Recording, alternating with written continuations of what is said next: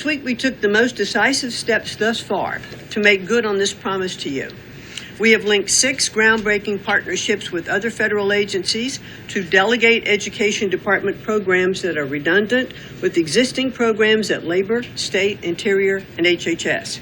These interagency agreements to cut our own bureaucratic bloat are a key step in our efforts to shift educational authority from Washington, D.C. to your state education agency, your local superintendent, your local school board, entities that are accountable to you, and we encourage parents to always be involved. Cutting federal bureaucracy is never a popular move among D.C. insiders. A chorus of anti-Trump voices have come out of the woodwork to complain that we are defunding education, harming students, or acting without a plan. This could not be further from the truth. The majority of Americans across the country handed President Trump the popular vote precisely because they have seen the brokenness of a top-down education system run by the federal government. They're painfully aware that only 3 out of 10 students can read proficiently at their grade level. They know that college students are collectively $1.7 trillion in debt, and less than half of college graduates get a job that actually uses the degree which they studied so hard to get.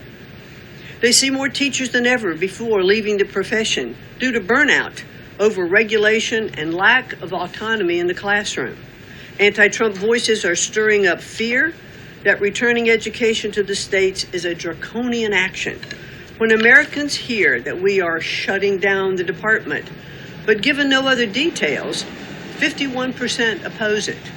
But when those same Americans are informed of our plans to preserve important elements of our work in other federal agencies and to maintain the K-12 funding that is distributed to the states, that number flips to an even greater majority at 56%. They support returning. This is just a side note. In my opinion, it seems like the Trump administration is basically designed by billionaire, and it's just for billionaire. Because when you look at the people that he's associating with the most, such as Elon Musk, Jeff Bezos, and all these tech giants, those are the people that actually were funding him in his campaign. And most of them, they want a return back from the funding that they actually gave him in the campaign. And those people actually help out the economy. Let's not make it seem like they don't help out the economy. When it comes to their businesses, they employ thousands and even millions of Americans with their companies such as Amazon, Tesla, Facebook, and the list goes on and on. But when we look at the Secretary of Education, Linda McMahon, she's definitely a multimillionaire. But she could potentially also be a billionaire. Why I say that? Because she's the ex-wife, or I think an ex-wife, of a billionaire by the name of Vince McMahon. Vince McMahon is the founder of WWE. So he's also a friend of President Donald Trump, another billionaire. So this is why I made this a side note saying it seems like the administration is designed for billionaire and by billionaire. With that being said, when we look at the educational system in the United States, for the past decades, it has been in decline because we have a lot of people, especially in low-income communities, that probably cannot even read in the 4th grade or 5th grade level. That shows you that the educational system has been in decline, and the educational system is failing most of the people that are in the educational system because a lot of kids cannot read. A lot of kids cannot read in a very effective way, like how it used to be in the past. And all that has to do with the educational system. Now, when you look back in the past of how the educational system was made and how it was designed, it leads me just to think of a man by the name of John D. Rockefeller. John D. Rockefeller was a man who was one of the richest Americans at that time during the 1900s. And he's funded basically the Department of Education through, he created the General Educational Board. And he basically helped fund modern day medicine that we use today in our health department and things like that. And There's a famous quote of him basically saying, I don't want a nation of thinker. I want a nation of workers. That's one of his famous quotes. And during that time, it was a time where the U.S. economy was booming. It was a huge industrial base. America controlled the industrial base, like how we see China today. And I'm pretty sure his idea at that time was, I'm funding the educational system. So once the people that are going to school, the kids that are going to school from elementary school, middle school, and high school, once they're graduated, they will just go directly to the industry to be able to work for billionaires like them, to become a workforce that could potentially boost the economy at that time. And when I hear the Secretary of Education, Linda McMahon, saying curriculum for elementary school, middle school, and high school will be turned over to the Department of Labor, I kind of think about John D. Rockefeller, because his idea was basically to create America a workforce where people are working in industries. They're not thinkers, but they're workers, so they can be able to build the things that most of these multi-billionaires need, especially when it comes to cheap labor, cheap items, and things like that.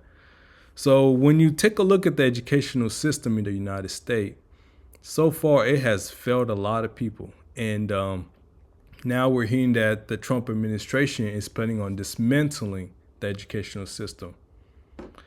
And he's planning on basically giving those responsibilities to the state, so the state to be able to carry those responsibilities. The bureaucracy. That's because the Department of Education is a pass-through entity. It doesn't educate a single student. The money it sends to states for education can be sent directly without waste. The Democrats' government shutdown proved that without a doubt, and I'll reiterate what you said, that the Department of Education was not necessary during the shutdown. Now, this is what I've seen already on my 50-state tour that I've embarked on. Educators are innovating in their schools. States are customizing their budgets and standards, and post-secondary institutions are planning for the economy of the future. But we're not leading them. They are informing us. That's why our final mission as a department is to fully empower states to carry the torch of our educational renaissance. Education is local. It should be overseen locally by those who best know local needs. We're not ending federal support for education. We are ending federal micromanagement and paving the way for education renewal through state reforms like school choice, the science of reading, and restoring the right priorities in higher education. President Trump promised to send education back to the states, and we're keeping that promise. America's next generation will look back on the work we've carried out, thankful for an education system that prioritizes students over bureaucracy. The American educational system has been so indoctrinated when you look at colleges and even like in primary school and things like that. A lot of kids are being indoctrinated, especially in the educational system. And by dismantling the educational system, this would definitely take an impact on the union, especially for teachers, because the teachers are also represented by union. And this would definitely have an impact on how teachers perform and things like that. But when you compare our educational system with other countries in the world, such as like China, South Korea, Japan, Europe, most of those countries focus on critical thinking. Most of those countries focus on things that is productive and will be able to help kids in the future. And they focus more on programs such as STEM programs, such as science, technology, engineering, and mathematics.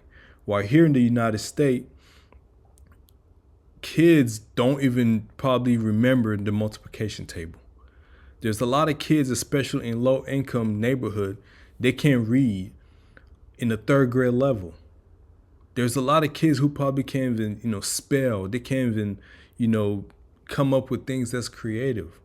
And we're seeing it throughout the educational system in the United States, because this is why you see programs such as the H-1B visa is still in place, because the U.S. government realized that there is level of education here in the United States that is needed, especially from places in other countries such as China, Russia, India, and on and on. Because in those countries, they focus more on STEM program, they focus more on critical thinking, they focus more on constructive things that will transfer better here in the United States. And many Americans here actually don't focus on those type of studies and things like that. Because when you go to like in American colleges, you see a lot of Americans focusing on things such as psychology, sociology, social work, writing, and on and on. But most of these foreigners that's coming in here from, as international student, they're focusing on engineering, mathematics, technology. Let me know what you think in the comment. If you're new to this channel, please make sure you like, you share, you subscribe. Until next time.